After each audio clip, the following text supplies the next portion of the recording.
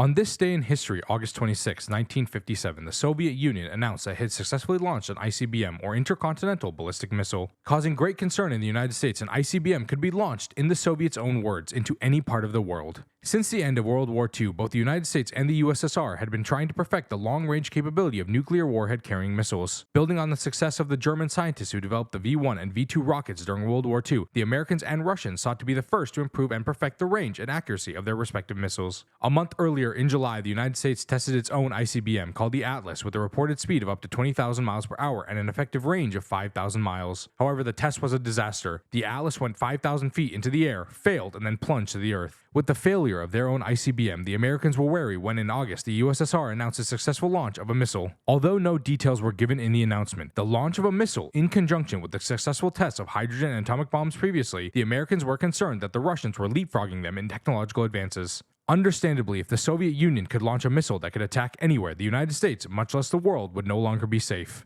Concerns about the technological advancements the Soviet Union had compounded when less than 2 months later, the satellite Sputnik was sent into space. With the Russians gaining an upper hand in the arms and space races, the Americans had no choice but to accelerate their programs as well.